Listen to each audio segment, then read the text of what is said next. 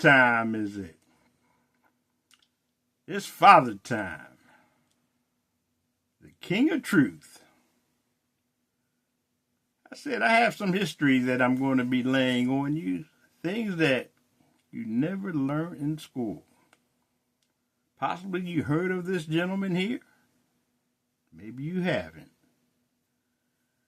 I think most of us have. But anyway, Toussaint L'Overture. The man who helped Haiti become free. Yes, Toussaint L'Overture. The man who helped Haiti become free. Revolutionary. Yes, revolutionary. Back in the late 1700s. Revolutionary. Man of faith. Smart man.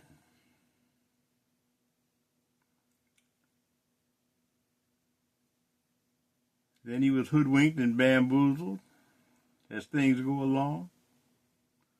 But, in general, he was a smart man. As you will see.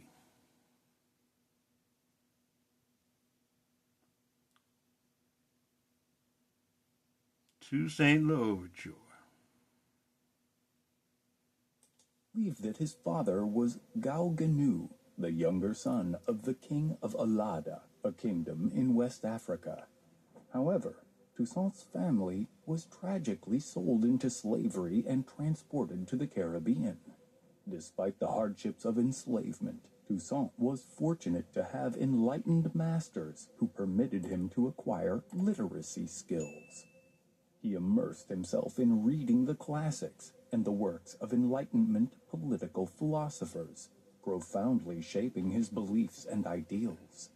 Additionally, Toussaint developed a profound devotion to the teachings of Catholicism during this period. Toussaint, endowed with intelligence and a diligent work ethic, honed his expertise in medicinal plants and horsemanship.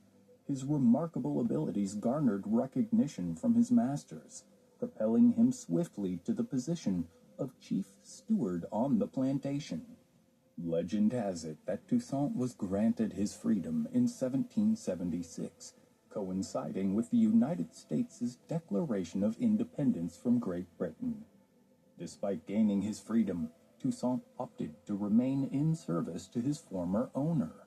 In 1782, he wed Suzanne Simone Baptiste, and together they raised 3 children, Placide, Isaac, and Saint John.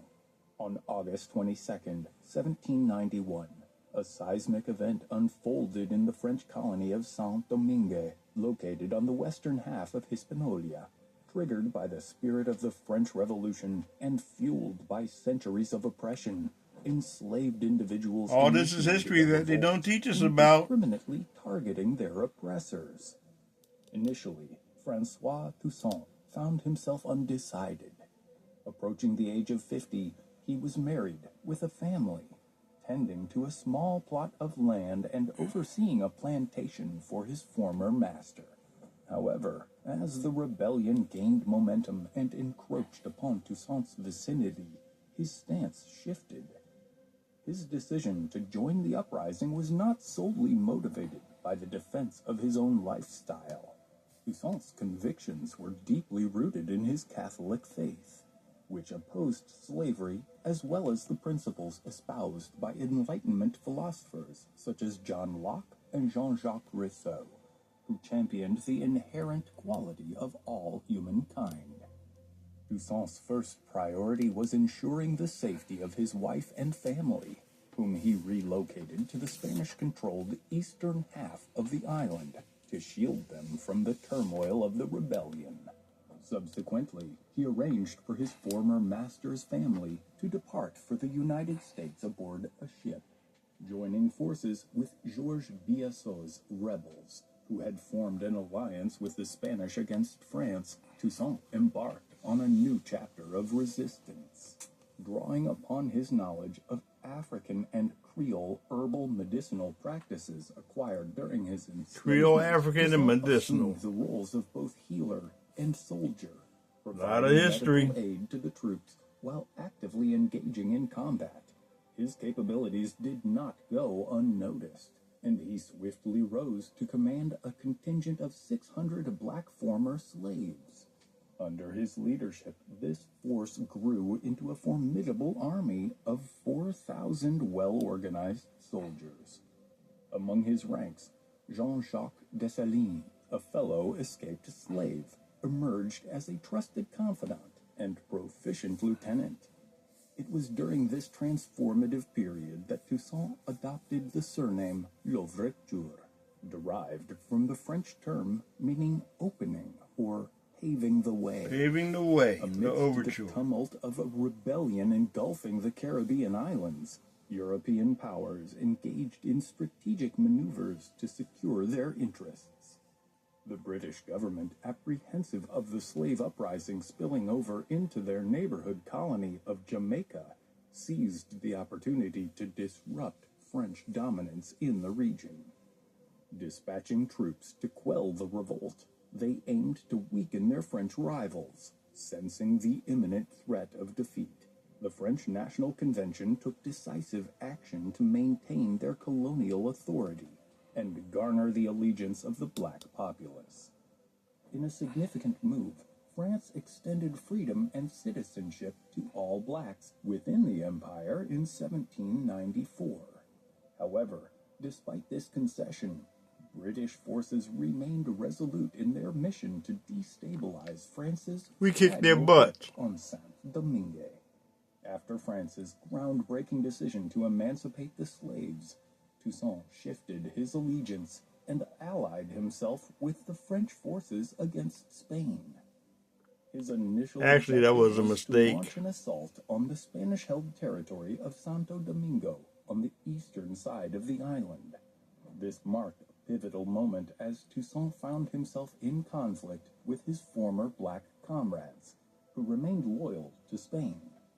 Demonstrating exceptional leadership, Toussaint's troops successfully seized control of Santo Domingo.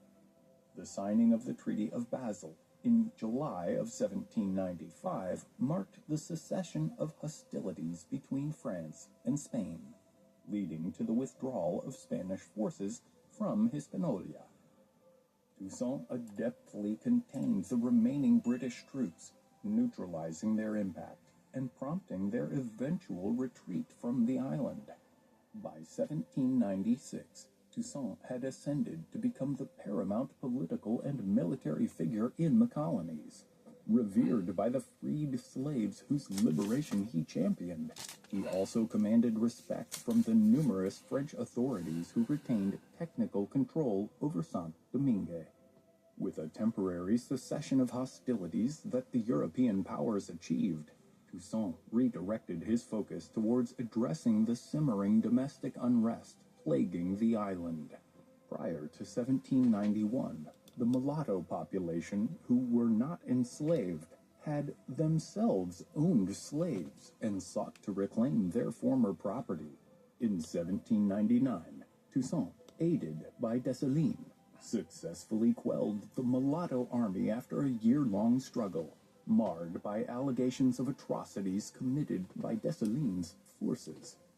Toussaint had assumed the role of de facto ruler over the entirety of Hispaniola. Implementing a new constitution, he reiterated the abolition of slavery and proclaimed himself Governor General for life, wielding near absolute authority. With the aim of restoring stability to Hispaniola, Toussaint embarked on initiatives to revive agriculture and enhance economic prosperity. He forged trade agreements with both the British and Americans, securing arms and goods for his forces in exchange for sugar and assurances of non-aggression towards Jamaica and the southern United States. In defiance of French revolutionary laws, Toussaint permitted the return of plantation owners who had fled during the rebellion. While enforcing military discipline among the workforce, he simultaneously instituted reforms aimed at improving the conditions of laborers. In 1799, Napoleon Bonaparte seized control of France amid the tumult That's when the of French demise started to revolutionary come. government. He implemented a new constitution, stipulating special laws for all French colonies. Toussaint and his compatriots harbored suspicions that this might herald the reinstatement of slavery. To assuage these concerns, Toussaint refrained from asserting full independence and instead proclaimed his allegiance to France, hoping to persuade Napoleon of his loyalty. Napoleon, in turn, reaffirmed Toussaint's position as colonial governor and pledged not to reintroduce slavery. Additionally, Napoleon prohibited Toussaint from launching an invasion of Santo Domingo, the eastern portion of the island, where French authorities were striving to restore order following the departure of the Spanish. The allure of exerting total authority over the entire island proved irresistible to Toussaint. In January of 1801, his armies launched an invasion of Santo Domingo, swiftly seizing control with minimal resistance. Toussaint implemented French law, abolished slavery, and embarked on a mission to modernize the nation. Incensed by Toussaint's audacity, Napoleon dispatched his brother-in-law, General Charles Emmanuel Leclerc, accompanied by 20,000 seasoned French troops to restore control. Selected for their expertise gained from campaigns in Europe, these troops constituted a formidable adversary against Toussaint's forces. Despite Toussaint's valiant efforts, his coalition eventually crumbled after several months of staunch resistance. The majority of Europeans and mulattoes residing on the island aligned themselves with the French cause. Over time, even Toussaint's most trusted generals, Henri Christophe and Dessalines, defected to Leclerc's side. By June 1802, that's what they do. Turned decisively against him. Exploiting the guise of peace negotiations, French General Jean-Baptiste Brunet lured Toussaint to his quarters under false pretenses. There, Toussaint was apprehended and subsequently transported to Fort de Joux in the Jura Mountains of France. Subjected to rigorous interrogation, imprisoned to pneumonia and starvation on April 7, 1803. Shortly thereafter, Jean-Jacques Dessalines once more changed allegiance and assumed command of rebel forces in opposition to the French. Through a string of triumphs, Dessalines' coalition of blacks and mulattoes effectively compelled the French to capitulate and evacuate the island. In 1804, Dessalines boldly declared independence and proclaimed himself emperor. Thus, Hispaniola emerged as the world's inaugural black independent republic. Although he did not witness its fruition, Toussaint's initiatives initiated a chain of global repercussions that reshaped the landscape of the Western Hemisphere and marked the onset of the decline of European colonial dominance in the Americas. Faced with the challenges of an uncontrollable rebellion in Hispaniola, Napoleon Bonaparte opted against expanding his empire into North America, ultimately selling the Louisiana Territory to the United States in 1803. This pivotal transaction paved the way for extensive Western expansion. That was the Louisiana Purchase. Moreover, Toussaint's actions served as a catalyst for revolutions in numerous Latin American nations over the ensuing century, and galvanized American abolitionists to intensify their efforts in the fight against slavery. You opened my eyes to the outdoors, and I can't wait for all the hiking adventures we'll have with our son. You love to. You see, this is history that we're not told. I'm definitely going to keep encouraging that. That's the thing about it. I was taking a course. They don't tell us nothing about this. During the Q&A segment of that's why we got to move on. I made a quick reference. We can't play these games. The room fell silent. And that's what you don't My understand. classmates were a bit bemused. So the bottom My line professor is, broke the silence and proceeded to ask me what we the got to issue stop was. these games. After I realized he was You know, we got to serious, move on. I explained the history briefly.